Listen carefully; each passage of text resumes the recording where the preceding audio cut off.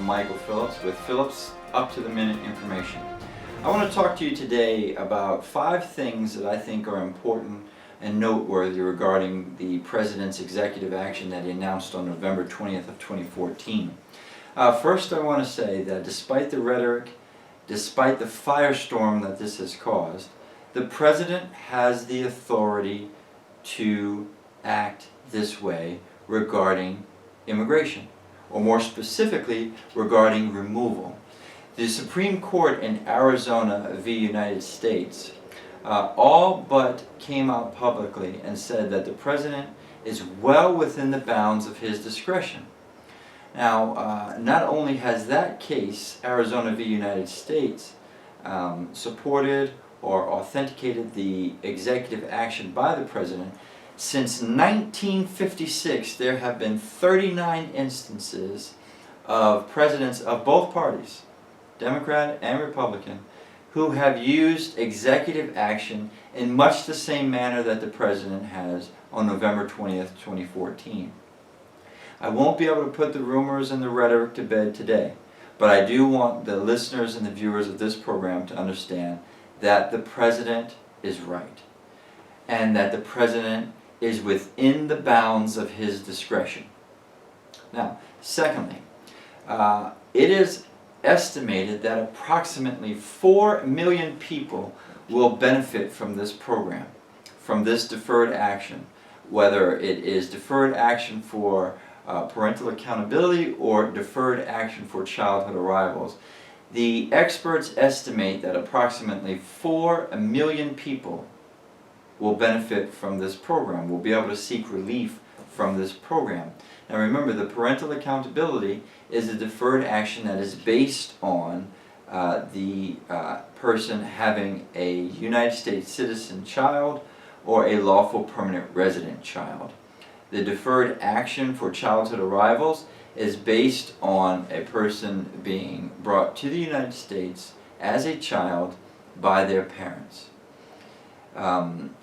That number of 4 million, well, that may not seemingly affect you, but how does it affect you? The U.S. economy, the strengthening U.S. economy, which will benefit from an additional 4 million available people to work. What does that mean? That means persons will be able to put into Social Security. They'll be able to pay taxes. These things benefit the U.S. economy. They benefit you and they benefit me.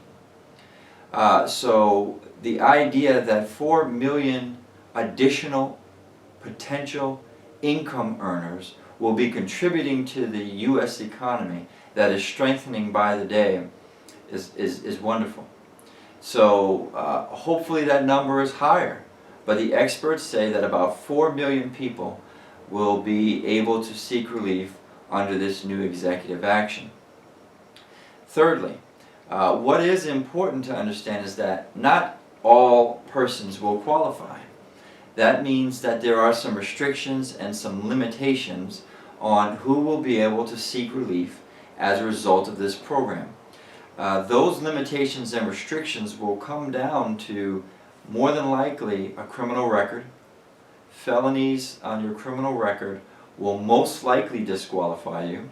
There are some misdemeanors that will probably disqualify you, as well as there are some dates that are important.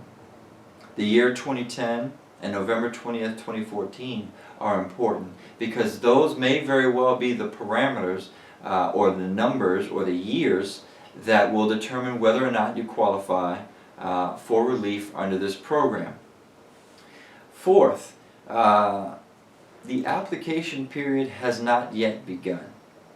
So what I mean is the President announced the program on November 20th of 2014, but USCIS will not be able to accept applications for the DAPA program until May 19th, 2015.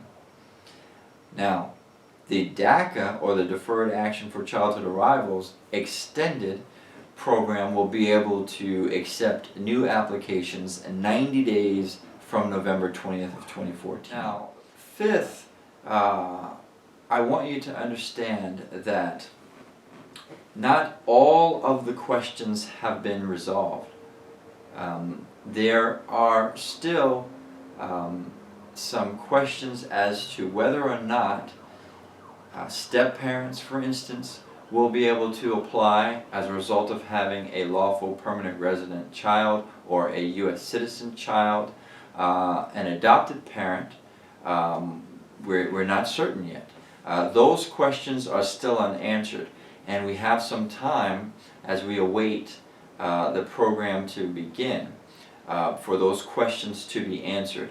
But as of today, we're not certain whether or not a step-parent or an adoptive parent will be able to apply for relief under the Deferred Action Program, either DAPA or DACA, for relief specifics.